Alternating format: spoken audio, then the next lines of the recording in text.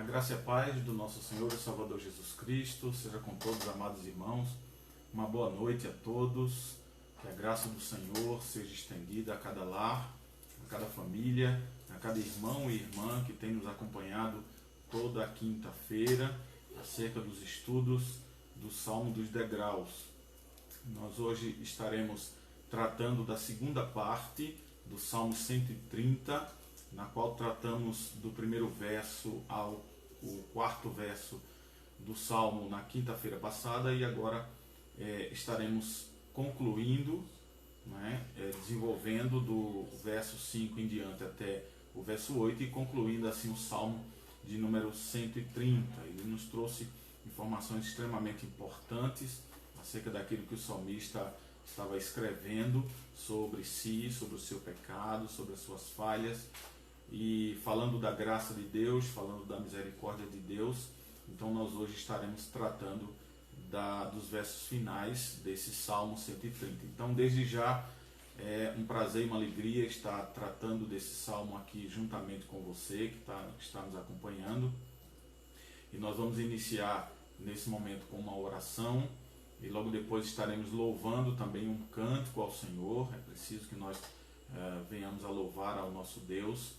Ele é digno de toda honra, toda glória, de todo louvor, de toda adoração. E aí você já deixa o Salmo 130 aberto. Nós teremos uma pequena leitura lá na primeira carta do apóstolo João, que eu farei aqui e vocês irão acompanhar, mas é apenas de 2 versículos, lá na primeira carta do apóstolo João, no capítulo 2. Apenas os primeiros 2 versículos após o cântico, e aí nós entraremos propriamente no texto do Salmo 130. Então, vamos, por favor, orar. Curve a sua fronte aí onde você está. Curve a sua fronte. Vamos orar ao Senhor, agradecendo a Deus por esse momento. Querido Deus e Pai, Criador do céu e da terra, Deus soberano e justo, Deus eterno, Senhor, Pai do nosso Senhor e Salvador Jesus Cristo, Senhor nosso, Deus soberano e Salvador das nossas almas. Ó Pai querido, nós te agradecemos por esse momento importante, por esse momento sublime, único, de estarmos na tua santa e bendita presença, diante do Deus santo, santo, santo. Nós nos colocamos com humildade, ó Deus, com temor e tremor diante da tua presença, rogando a tua graça e a tua misericórdia sobre nós. Nós te pedimos que o Senhor seja conosco em todos os momentos desse estudo, que nos ajude na iluminação da tua palavra com o teu Santo Espírito, nos fazendo entender e praticar aquilo que é da tua vontade com relação aos teus mandamentos. Sê propício a nós, ó Deus, que somos pecadores, somos falhos, redimidos no sangue do Cordeiro, mas ainda estamos aqui na caminhada cristã, no pleno desenvolvimento da nossa santidade diante da tua presença, e mesmo com as nossas limitações, as nossas falhas, tu és misericordioso e bondoso para conosco. Sê propício a nós, ó Deus, nos ajudando, nos fortalecendo, nos erguendo cada dia, Senhor, para podermos continuar fazendo a tua obra. Tem compaixão de nós, é o que nós te pedimos, oramos e agradecemos por tudo, em nome de Jesus. Amém. Queridos irmãos, vamos louvar ao Senhor. Abra aí o seu inário no hino de número 93, que tem como título Firmeza na Fé. Abra o seu inário, vou abrir aqui o meu inário para que nós possamos louvar junto com o hino de número 93 e possamos estar assim glorificando o nome do Senhor e Salvador Jesus Cristo. Hino de número 93, Firmeza na Fé.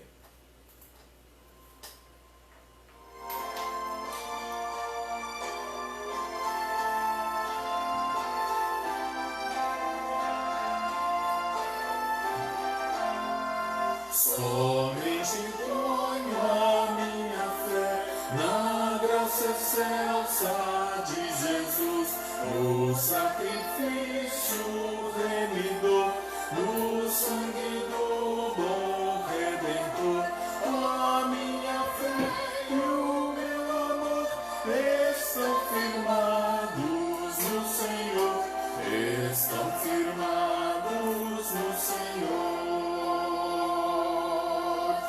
Se não lhe posso a face ver, é pela fé que vou viver. E em cada transe a suportar, eu hei de nele confiar. A minha fé e o meu amor estão firmados no Senhor, estão firmados no Senhor. A sua graça é muito real, abrigo traz no temporal. Ao vir cercar-me a tentação, me fortalece sua mão. A minha fé e o meu amor estão firmados no Senhor, estão firmados no Senhor.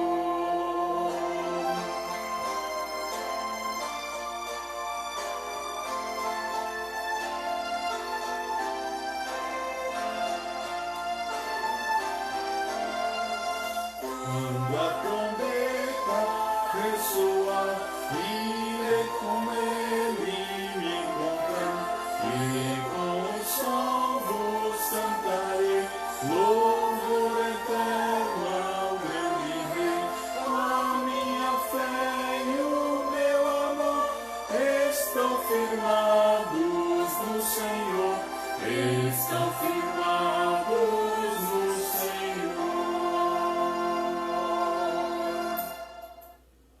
Amém, amados irmãos.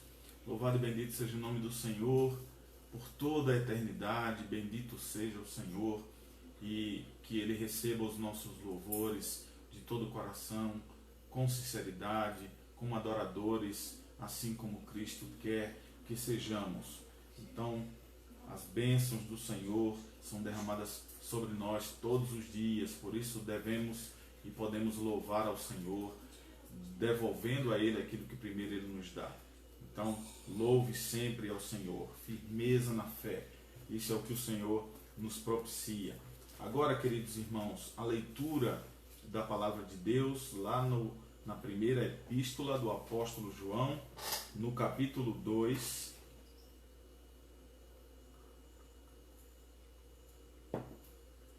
Capítulo 2 da primeira carta do apóstolo João, apenas o versículo 1 e o versículo 2, onde diz assim a palavra de Deus: Filhinhos meus, estas coisas vos escrevo para que não pequeis.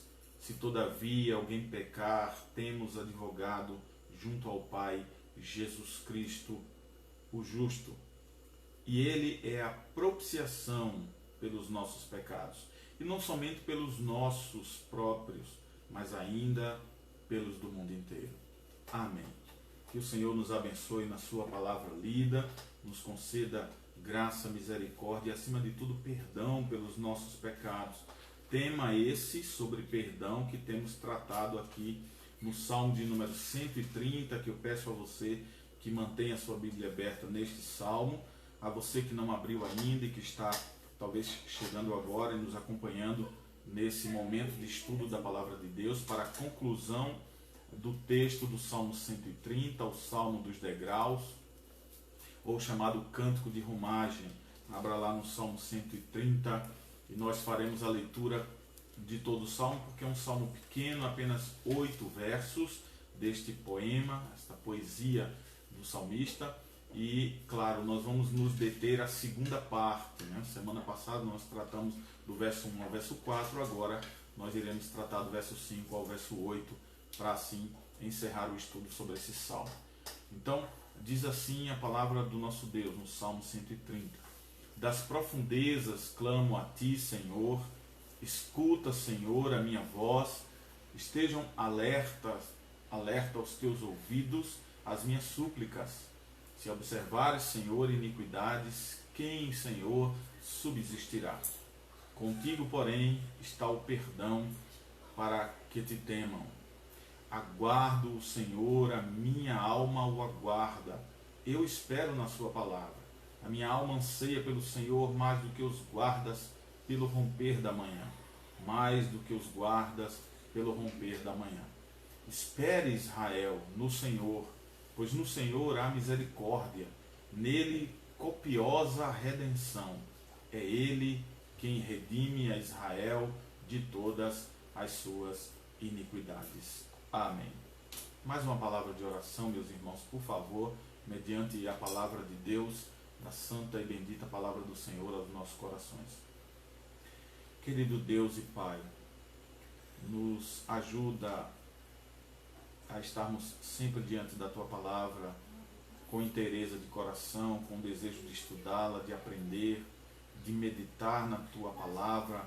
Afinal de contas, o desejo pela Tua palavra é o desejo por Ti, é o desejo por Deus, porque a Tua palavra é a Tua voz aos nossos corações.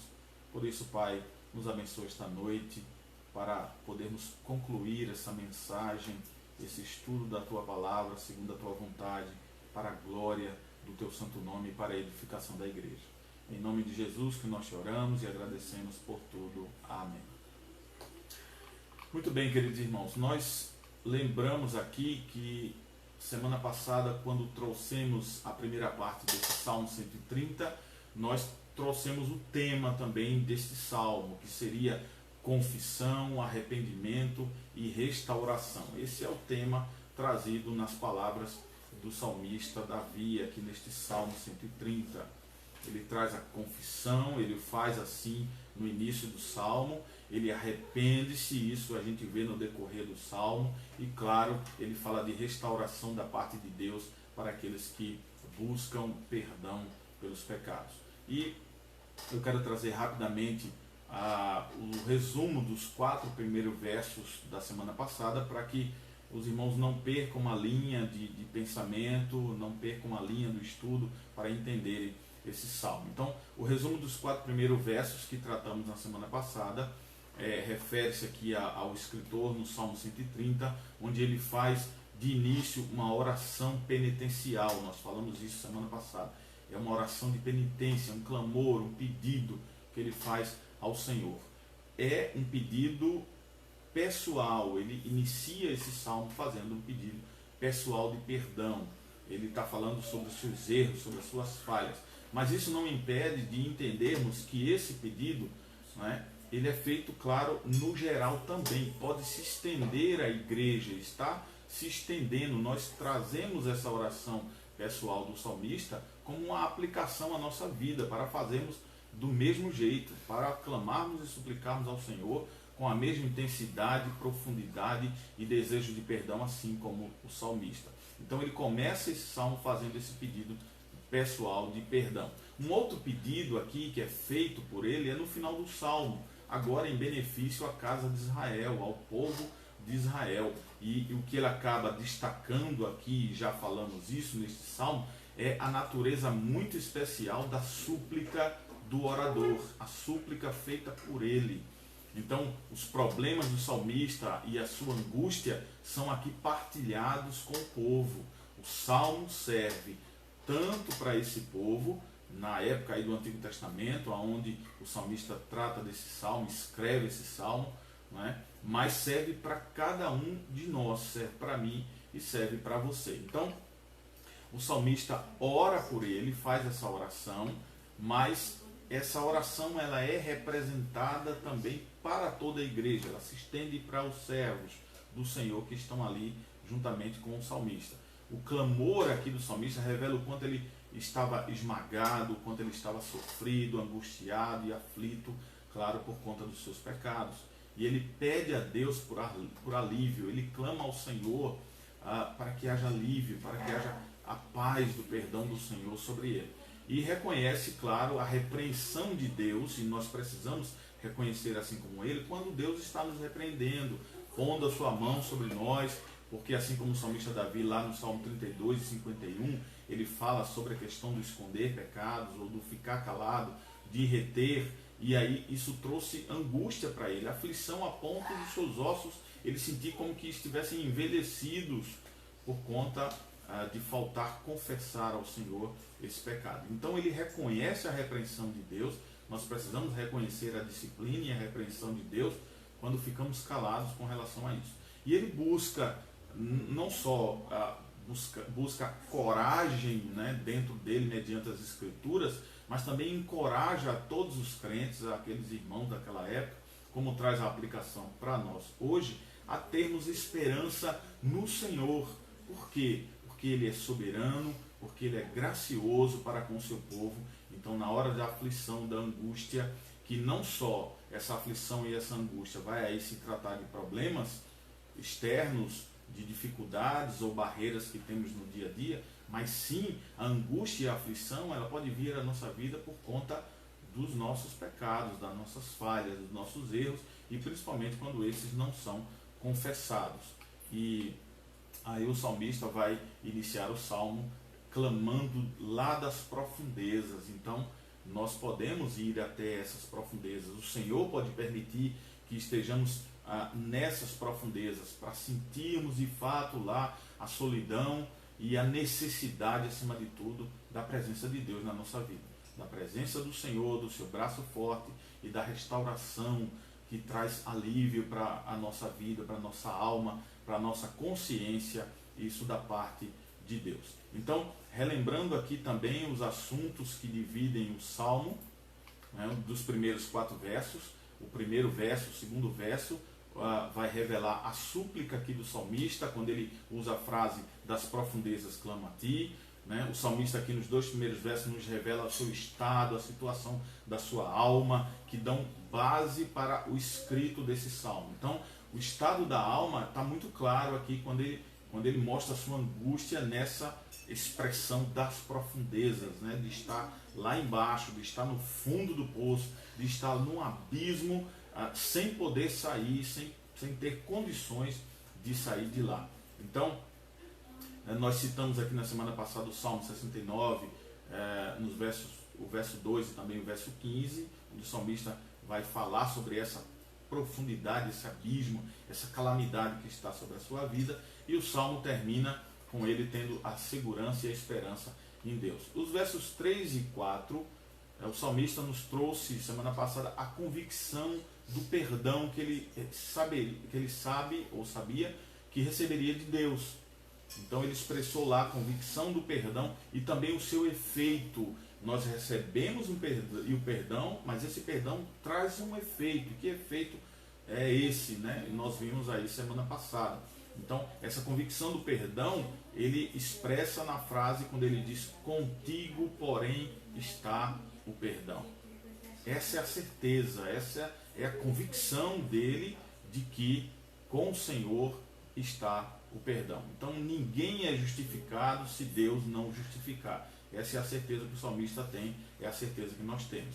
Então, a esperança e paz ao coração vem do perdão de Deus. Então, finalmente, queridos irmãos, a segunda parte do Salmo, que vamos entrar agora, a partir dos versos 5 até o verso 8, onde encerra-se o Salmo, nós vamos ver aqui que os versos 5 e 6, o salmista vai falar de sua espera, que é o que a gente chama aqui de a espera da esperança. A sua esperança espera, aguarda pelo Senhor, pelo braço forte do Senhor, pela atitude do perdão do Senhor. Quando ele também expressa isso na frase, quando ele diz: aguardo o Senhor, eu espero na sua palavra. Então, a expectativa aqui está muito clara inclusive na repetição, lá na frase do verso 5, onde ele repete por 2 vezes aqui: aguardo o Senhor, a minha alma o aguarda. Essa é a expressão repetitiva dele, né? Eu espero na sua palavra, a minha alma anseia no Senhor. Então, a sua alma está esperando ansiosamente por Deus, né? E aí vem um complemento lá no verso 6, onde o guarda, ele vai citar uma ilustração sobre um guarda que espera o amanhecer para descansar. Assim como aquele guarda que estava lá toda uma noite de cansaço, de tensão, de ter que estar ativo, né? Eu até usei aqui uma ilustração própria, né? Quando eu servi a aeronáutica, eu ficava períodos em diligência ali numa guarita e tinha um horário para cumprir, eu tinha que estar ali em pé por tantas horas, e tinha que estar atento, tinha que estar ativo, tinha que estar prestando atenção para nenhum inimigo invadir as instalações militares, e tinha aquela coisa toda, armado e tal. Então causava tensão, causava expectativa, causava extremo cansaço, e eu não via a hora de ver o amanhecer para poder ser substituído, para vir um outro colega e tomar o meu lugar. Então essa é a sensação que o salmista nos passa aqui quando ele fala da espera de sua esperança pelo Senhor. Aguardo o Senhor, o espero na sua palavra, e essa espera é uma espera ansiosa, não é uma ansiedade ruim que traz males para a sua vida ou para a sua alma, mas é uma expectativa alegre, não é aquela ansiedade que traz tormento ou tristeza, ou uma expectativa de algo que não virá, mas é uma ansiedade boa, é uma ansiedade na expectativa de algo que de fato já está determinado, que é a volta ou a chegada de Deus para esse perdão, ou na expectativa também da volta de Cristo. É uma expectativa boa essa. Isso ele trata nos versos 5 e 6. Nos versos 7 e 8, ele vai por fim aqui de toda a experiência que ele tem desde o início, do clamor, da oração, né, e da presença de Deus, depois restaurando a sua vida. Claro, ele vai trazer essa lição ao povo de Israel. Ele vai compartilhar isso para com os demais irmãos do povo de Israel. Então, quando ele diz assim, lá no verso 7, espere Israel no Senhor. Olha só, ele tem a experiência, ele passa pelo processo e agora ele confirma isso, dizendo para o restante do povo, espera no Senhor, porque eu esperei e ele me atendeu, e ele me ouviu, ele está aqui comigo e ele me perdoou. Então Israel espera no Senhor. Os sentimentos aqui do salmista se voltam para essas pessoas, para os outros amados irmãos que precisam receber dessa confiança em Deus, de que de fato ele vai perdoar os seus pecados, pois diante da grande e eterna bondade da graça redentiva de Cristo, ele afirma que Deus irá restaurar a Israel. É o que ele vai falar isso aí no verso 8, onde ele fecha o salmo, né? Então Israel será restaurado, redimido, será perdoado dos erros e também dos seus pecados.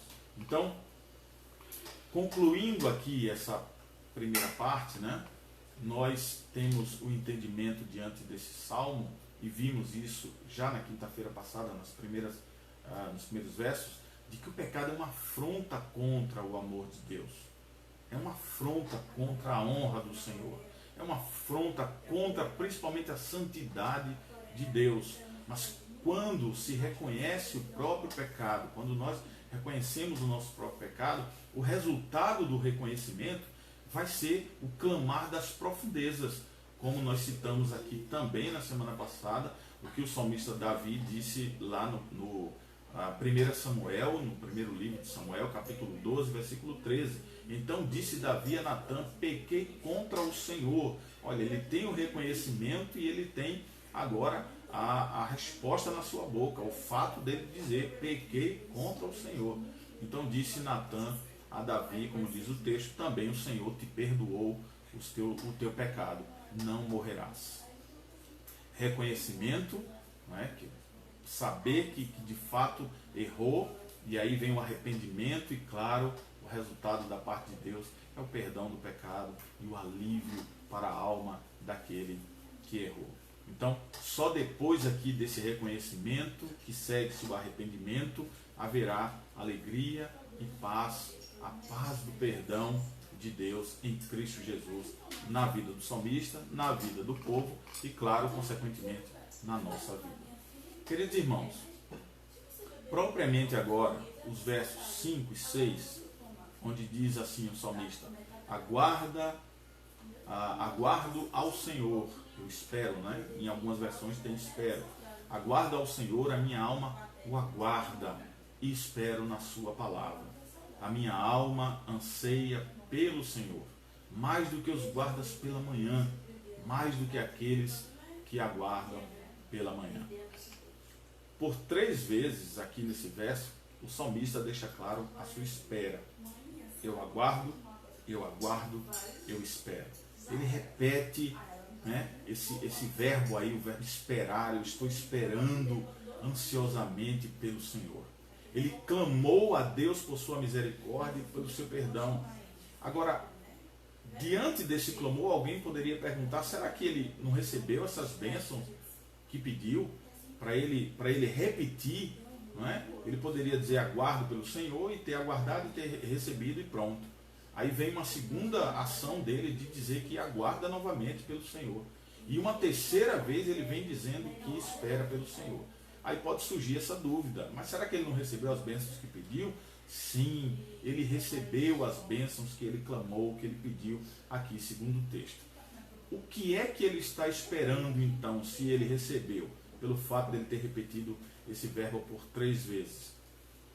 É preciso lembrar, irmãos, aqui, que a misericórdia e o perdão são meios para nos levar a um objetivo.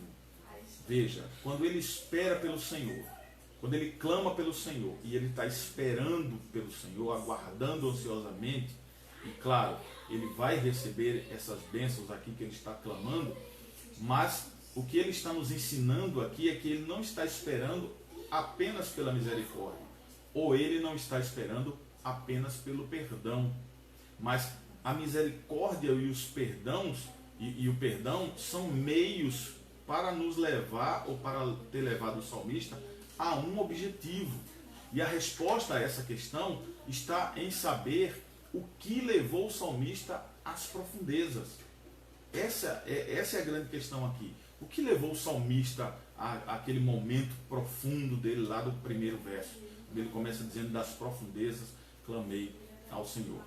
A resposta a isso é, o que ele espera agora é voltar a estar na presença de Deus. Veja, o clamor que ele faz, né?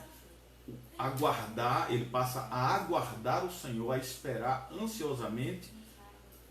Pelo quê? Pela misericórdia e pelo perdão apenas? Não. Misericórdia e perdão são o meio, são os meios aí para levar à presença de Deus. O objetivo final aqui do salmista é voltar à santa e bendita presença do Senhor, de onde ele saiu, e por isso que ele foi parar nas profundezas. Agora ele clama de lá das profundezas, ele cai em si de que errou, e ele se arrepende, ele pede perdão, e ele usa aí agora da parte de Deus a misericórdia de Deus, o perdoar de Deus, para chegar ao objetivo final, que é voltar à presença do Senhor. Eu gosto de me lembrar muito, e eu gosto muito do Salmo 51. Claro, nós amamos e gostamos de toda a Bíblia, mas sempre tem algumas passagens que nos tocam profundamente. E o Salmo 51 é um deles para mim, onde o salmista Davi está discorrendo ali sobre a graça de Deus sobre ele, sobre o que ele fez, aquilo que ele praticou, e o arrependimento dele profundo diante de Deus. E claro, Deus o escuta, Deus o ouve e Deus o restaura novamente. E aí, quando nós temos uma resposta dessa, de que o objetivo do salmista, diante da misericórdia e do perdão de Deus, com o seu arrependimento, é chegar a voltar à presença de Deus, eu me lembro de quando o salmista Davi disse, restitui-me a alegria da tua salvação. Olha, é como se o salmista estivesse dizendo assim, eu estava na tua presença, muito feliz, saí dela pela dureza do meu coração, e agora onde eu estou eu não consigo voltar, porque o meu pecado me separou de ti, mas restitui-me a alegria novamente da tua salvação. Por favor, me leva de volta à tua presença, me leva de volta aos teus pés maravilhosos, a tua presença santa, bondosa, confortadora, restauradora. Me leva de volta à tua presença, quero estar novamente na tua presença. Lá é onde nós encontramos conforto, consolo e segurança. Era isso que o salmista queria. Era isso que ele desejava profundamente. Por isso, da sua espera, ele repetidamente diz, eu aguardo, eu espero, e eu espero ansiosamente. E essa ansiedade é aquela ansiedade que eu falei, uma ansiedade alegre, feliz de estar ou de voltar à presença do Senhor. Como é a sua espera? Como é a sua espera. Como é que está a sua espera de poder voltar à presença de Deus, de poder voltar a estar de novo diante do Senhor, a estar diante do gozo, da alegria de estar ali em meio a paz que só Jesus Cristo pode dar. O mundo não a dá porque ele não a tem, mas só Cristo pode dar essa paz quando somos assim perdoados e voltamos à sua presença. E interessante é que essa espera do salmista, ele tem alguns aspectos importantes, alguns aspectos interessantes que nós precisamos saber como é a espera do salmista. Como era a espera do salmista? Para termos a noção de aprendermos de como esperar também. Então, como era a espera do salmista para voltar à presença de Deus? Essa espera era uma espera com fé, uma espera com convicção, porque ele diz aí no texto: aguardo ao Senhor, a minha alma o aguarda e espero na sua palavra. Olha só, para se esperar com fé, irmão, segundo o texto, é preciso ter base e propósito para poder esperar com fé. Você não pode esperar com fé sem base alguma, sem estar fundamentado em alguma coisa, não é? Você não pode esperar de fato com fé algo da parte de Deus se você não tem fundamentos para manter essa fé ali firme, convicta daquilo que você está esperando. E essa fé aqui que ele fala é no próprio texto. Não sei se você prestou atenção à leitura, mas ele, olha, diz: aguardo ao Senhor, a minha alma o aguarda. Onde é que ele espera? Olha a resposta: eu espero na sua palavra. A base dele para a fé convicta de esperar o Senhor é a palavra de Deus. Ela é o firme fundamento da vida do cristão. É a santa promessa. Se não houvesse essa promessa, nós estávamos perdidos, né? Se a Bíblia não tivesse as promessas que ela tem, se Deus não tivesse feito a aliança, esse pacto, estávamos perdidos. Não tinha por que usar a fé em algo que não viria, que não iria aparecer, que não teria. Mas Deus faz tudo perfeito e Ele dá a base para essa fé, que é justamente a sua palavra. Ela é a nossa única regra de fé e prática. E essa palavra é Cristo, ele é o próprio Cristo. O apóstolo João, lá no capítulo 1 do seu evangelho, no versículo 1, ele diz: no princípio era o verbo. O verbo aí, a palavra logos, é a palavra, é Deus, é o próprio Cristo. No princípio era Cristo, ou no princípio era o verbo, e o verbo estava com Deus, Cristo estava com Deus, e o verbo era Deus. A palavra, que é Cristo, é Deus. Cristo é Deus. Então veja, a palavra de Deus é a base para a nossa fé. Então o salmista sabe que Deus prometeu perdão para aqueles que se arrependem. Baseados onde? Na sua palavra. E vemos essa prática sobre o próprio Jesus Cristo, quando lá na primeira carta do apóstolo João, a qual lemos um texto aqui, lá no capítulo 2, mas agora no capítulo 1, versículo 9, veja o que é que o apóstolo João diz: se confessarmos os nossos pecados, ele é fiel e justo para nos perdoar os pecados e nos purificar de toda a injustiça. Ele prometeu, ele cumpre, ele faz. Deus não muda, Deus não pode mentir, Deus não pode negar-se a si mesmo. Ele prometeu, está na sua palavra, que se confessarmos os nossos pecados, como o salmista está fazendo no Salmo 130, ele é fiel e justo para nos perdoar os pecados e também não só perdoar, mas purificar a mim e a você, como purificou o salmista e o povo de toda injustiça. O que sustentava aqui a sua capacidade, a capacidade do salmista, era a confiança que ele tinha nas promessas de Deus. Se essas promessas aqui, como eu disse anteriormente, fossem tiradas, assim como dos nossos olhos, não enxergando mais a graça de Deus, então o nosso coração iria certamente desfalecer e afundar no desespero. Além disso, aqui o salmista nos ensina que a nossa alegria com a palavra de Deus é a única coisa que nos dá uma prova verdadeira da nossa esperança. Por isso que o salmista Davi diz: restitui-me a alegria da tua salvação. Na tua palavra, por meio da tua boca, por meio das Escrituras, restitui-me a alegria de estar na tua presença novamente. Esse salmista nos ensina essa alegria com a palavra de Deus, e aí nos lembramos rapidamente, quando até da nossa conversão, né, quando descobrimos a palavra de Deus, quando ouvimos a palavra de Deus, maravilhosa palavra do Senhor, o quanto a gente está num ímpeto, num desejo, estamos aguerridos de orar, de ler a palavra, de buscar a leitura, o estudo constantemente. Como isso é lembrado quando da nossa conversão, né? Quando alguém é convertido por Deus também recebe a sua palavra, e essa palavra ela torna essa pessoa que a recebeu segura, convicta, inclusive e principalmente do seu bem-estar, e sabendo que esse seu bem-estar está protegido pelas mãos poderosas de Deus. Essa certeza produz esperança e produz também paciência. Então, nós tínhamos a paciência, nós tínhamos e temos a esperança e a paciência, mas no princípio é sempre o momento da ebulição, o momento do auge, do clímax, onde a gente, quando descobre a palavra de Deus, queremos beber essa palavra, comer essa palavra, queremos guardar ela no nosso coração. Esse era o desejo profundo do salmista. Essa era a convicção do salmista, que a palavra de Deus o iria curar desse mal, iria perdoar os seus pecados, iria restaurar a sua alma, o seu coração, iria tirá-lo das profundezas para a maravilhosa luz diante do Senhor novamente. Por isso a alma do salmista anseia como a dos guardas no amanhecer. Ele usa essa ilustração. É um desejo do nascer do sol, para que eu saia daquele momento de cansaço, de angústia e de aflição que eu estou ali.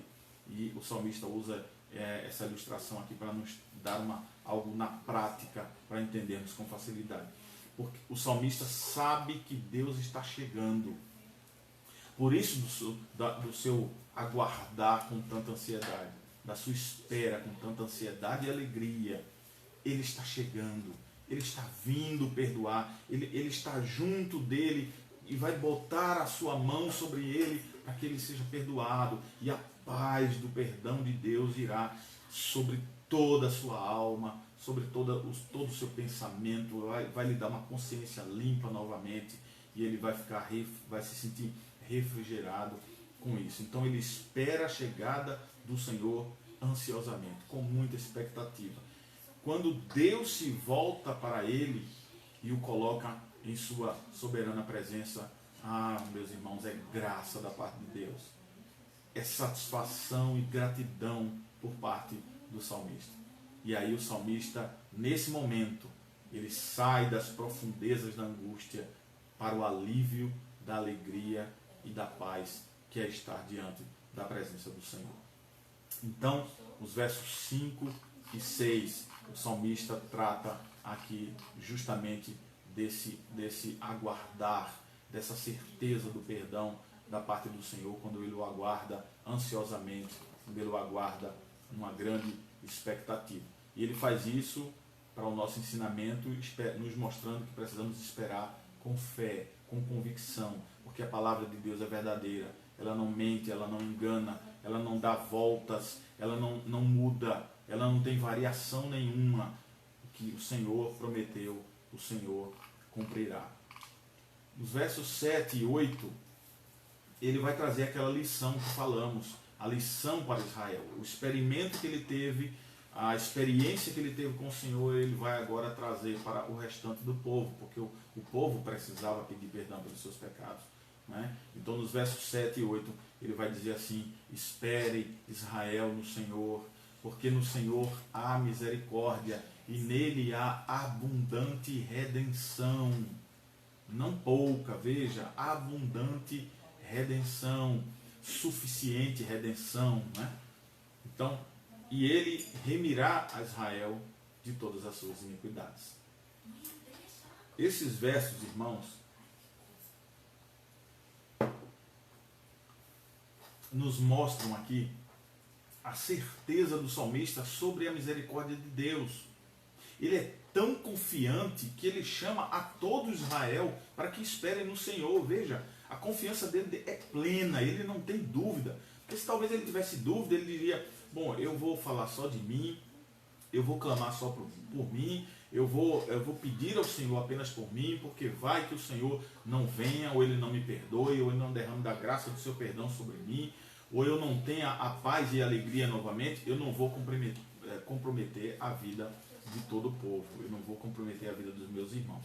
Mas ele espera com convicção, e a sua convicção é tão firme, a convicção dele é tão clara aqui, que ele chama todo Israel para que esperem no Senhor. Ele convoca o povo e encoraja esse povo sob duas certezas, quando ele chama o povo. A primeira é porque Deus é perdoador. Deus perdoa, é aquele que de fato perdoa, por isso que ele chama. É por isso que a gente se ajuda como irmãos, a gente se completa como irmãos, eu e você, nós nos completamos a ponto de encorajar uns aos outros a oração, encorajar uns aos outros ao pedido de perdão. Olha, irmão, clama ao Senhor, não deixa de pedir, ora ao Senhor, confesse, deixa, te derrama na presença de Deus que você vai ver Ele te perdoar. A graça dele vem sobre você com toda certeza. Por isso, ele faz isso aqui com o povo de Israel, ele compartilha dessa rica bênção, né? Porque ele sabe que Deus é perdoador. E como é que ele sabe disso? Está aí no verso 7, só é você olhar para o verso 7 e você vai ver o salmista dizendo assim, porque no Senhor há misericórdia. Pronto, respondido. No Senhor há misericórdia, ou seja, é nele que está o perdão. O perdão tem origem nele, sai dele, pertence exclusivamente a ele, é único dele. Nenhum homem sobre a terra pode perdoar pecados de ninguém. Ninguém, nenhuma instituição, nada pode perdoar os pecados a não ser Cristo, a não ser Deus. Só Ele pode perdoar os nossos pecados. Por isso ele diz, porque no Senhor, eu estou chamando vocês, porque no Senhor há misericórdia. E interessante é que essa misericórdia, né, o perdão, nós nos lembramos do Salmo 129, que tratamos já aqui, acho que foi da quinta-feira já, quando estudávamos aqui nas quartas, depois passamos para a quinta-feira. O Salmo 129, lá o salmista nos falou da diferença do amor condicional, eu expliquei aqui para os irmãos, do amor condicional e o amor incondicional de Deus. E aqui nas palavras do salmista ele destaca o amor incondicional. Esse amor incondicional, lá estudamos e que ele está relacionado a um amor imutável. Deus não muda o seu amor. Ele não tem um amor a mais, um amor a menos, um amor que aumenta, um amor que diminui. É um amor imutável. E esse amor também de Deus é um amor inabalável por nós, por meio de Cristo, em Cristo, por causa de Cristo. Ele nos ama por causa do nosso Senhor e Salvador Jesus Cristo. Porque Ele é perdoador. E a resposta está aí no verso 7. Porque no Senhor há misericórdia. Por isso Ele chama o povo a partilhar e a fazer como Ele fez. Clamar e pedir perdão ao Senhor pelos seus pecados. Mas essa não é a primeira certeza. Tem também a segunda certeza, que é a certeza de que de fato Ele perdoa. A certeza é de que Ele perdoa. Ele é o dono do perdão e Ele perdoa. Ele não só detém o perdão e fica com ele, eu não dou, eu não perdoo, eu nunca mais vou dar esse perdão a vocês, eu vou ficar com ele aqui para sempre. Ele é dono do perdão e Ele usa esse perdão. É o que ele vai dizer aí e fechar o Salmo no verso 8. Você olha na sua Bíblia e você vai ver ele fechando o Salmo dizendo, é Ele quem redime. Olha aí, quem redime, redimir é perdoar, é restaurar, não é? Ele é quem redime a Israel de todas as suas iniquidades. Não há, irmãos, o salmista agora aplica aqui a doutrina, uma doutrina para toda igreja. Ele fala da absolvição, né? Dizendo que nele, no Senhor, há absolvição, há perdão de pecados. Ele perdoa de fato. Então ele aplica essa doutrina a toda igreja, né? Nós precisamos perceber que o fundamento aqui sobre o qual ele quer que a esperança de todos os servos na qual ele está, para quem ele está falando, descanse, em onde descanse essa esperança de todos os servos, assim como descansou a dele. Naqueles meios que a gente falou, né? Misericórdia e fé, misericórdia do Senhor. Na misericórdia do Senhor. A nossa esperança deve repousar, descansar tranquilamente na misericórdia do Senhor.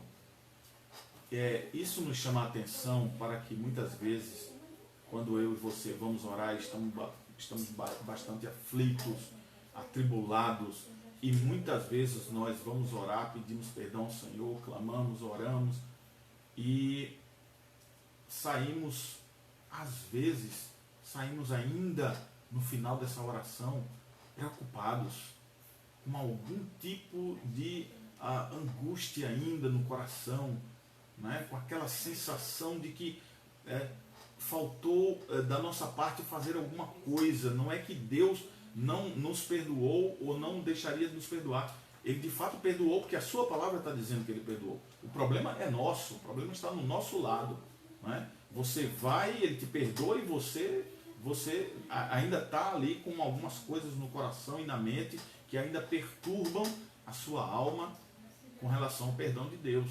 Então, o que é que o salmista nos orienta aqui? Diz a mim e a você: descanse na misericórdia de Deus. Coloca a tua esperança na misericórdia do Senhor. E ele, sendo como ele é misericordioso, ele vai te perdoar. Porque dele nasce a redenção. É dele que vem o perdão, o redimir. Ele é o Senhor. O salmista descreve aqui essa redenção como copiosa. Ainda tem esse detalhe maravilhoso nesse salmo. Ele ainda dá uma descrição a essa redenção como uma redenção copiosa. Essa copiosa é generosa. Ele tem uma misericórdia generosa. Ele tem uma misericórdia abundante. Você não tem com que se preocupar. Por isso, pega a tua esperança e coloca na misericórdia do Senhor. Por que é preciso fazer isso? Tem que fazer para que quando os servos, eu ou você, ou assim como o salmista e o povo, passavam por dificuldades com relação à confissão de pecados, né? Quando passarmos por dificuldades extremas com relação a isso, nós venhamos a nos firmar na certeza de que, estando na mão de Deus, haverá meios da parte de Deus pelos quais seremos livrados. Não há como chegar nas mãos de Deus e não ser perdoado de qualquer pecado. Se esse confessado com arrependimento sincero, assim como o salmista Davi, ou eu voltando aqui para o salmista Davi no Salmo 51, onde ele rasga o coração diante de Deus, onde ele diz ali de fato de que Deus não se compraz em sacrifícios, em tipos de sacrifícios materiais, ou sacrifícios da carne, ou sacrifícios que muitas vezes é feito no contexto das religiões dos nossos dias. Mas em que é que está o prazer de Deus? Onde é que a misericórdia de Deus ali cobre todo aquele servo, todo aquele coração? É quando o próprio salmista Davi diz que Deus se compraz em um coração compungido e contrito. Desse coração compungido e contrito, Deus jamais se afastará.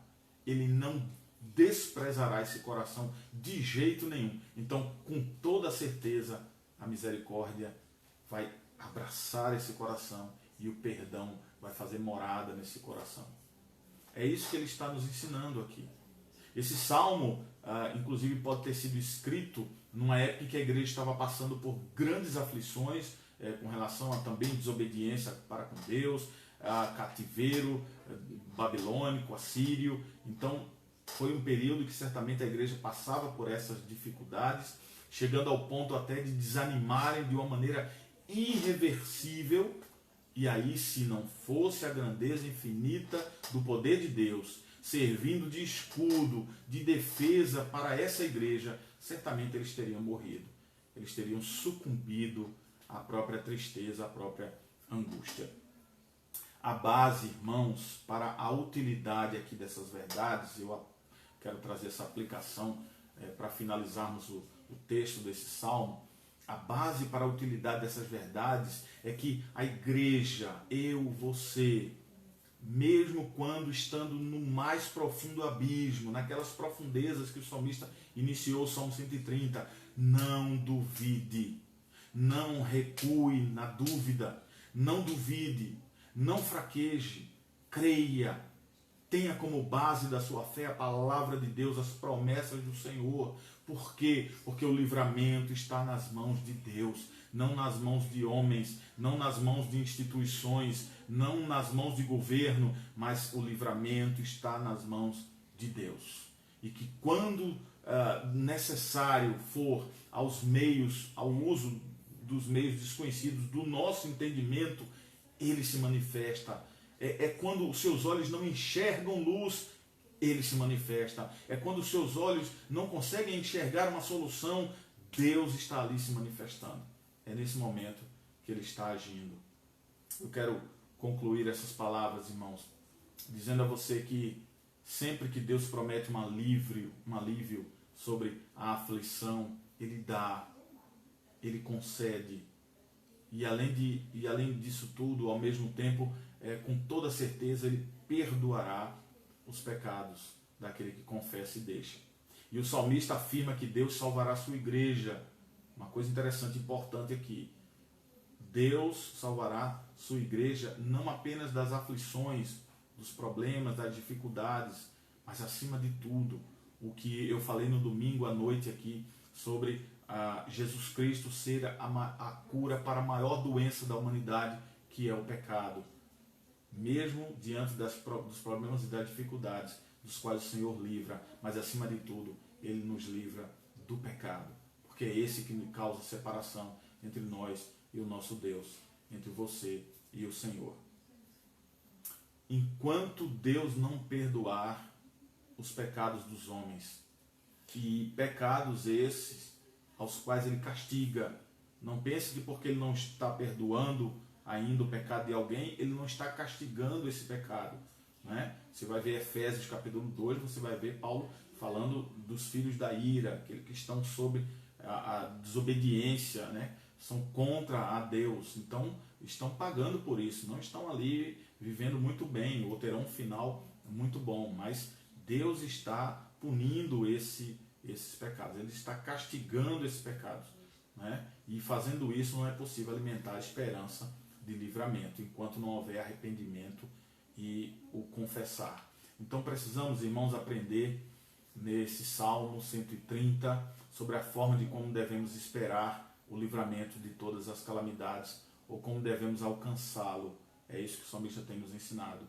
A remissão dos pecados sempre vem em primeiro lugar, não esqueça disso. Sem a remissão dos pecados, não haverá resultado favorável para o homem, não haverá resultado favorável para a humanidade, muito menos para mim e para você. Assim como o salmista Davi, mais uma vez eu trazendo ele aqui à tona, envelheceram seus ossos, seus constantes gemidos, bramidos por falta de confessar pecado. Deus é misericordioso para com aqueles que o buscam e que buscam o perdão dos seus pecados no sacrifício de Cristo Jesus. A esperança de que Deus é e Ele sempre será eternamente misericordioso para conosco. Se não fosse, não estaremos aqui. Que Deus nos abençoe, que Deus nos guarde, que Deus conceda sua graça e sua misericórdia por meio da sua palavra aos nossos corações. Que nós possamos fazer assim como o salmista, no Salmo 119, guardei a tua palavra no meu coração para não pecar contra ti. Que Deus nos abençoe. Vamos orar, fazer essa oração final. Ore comigo, ore conosco. Vamos orar. Deus querido, muito obrigado, Senhor, Deus santo e poderoso, pela tua graça e a tua misericórdia sobre nós. Pela tua misericórdia onde podemos fazer com que a nossa fé descanse nela e estejamos convictos que o Senhor perdoa os nossos erros à medida que confessamos. Ser propício ao teu povo, ó Deus, à tua igreja, a Igreja Presbiteriana já de São Paulo, às igrejas do nosso presbitério, a todos os nossos amados irmãos, por aqueles que ouvem e ouviram essa mensagem e ainda não se entregaram aos pés do Senhor, possam agora de fato entender e ter os seus olhos abertos conforme a vontade de Deus, para saber que são pecadores e que necessitam da graça do Senhor, assim como eu precisei, assim como muitos precisaram aí e ainda muitos precisam. Ó Deus, tu tens usado a tua palavra para a salvação. Tem misericórdia de muitos essa noite e também de nós, quando nós erramos e não confessamos as nossas falhas. Em nome de Jesus, Pai, nos ajuda, nos alimenta continuamente com a tua palavra. Nos estimula a estarmos buscando a tua palavra para a glória de Jesus Cristo. É o que nós oramos e agradecemos por tudo no nome do teu Filho. Amém.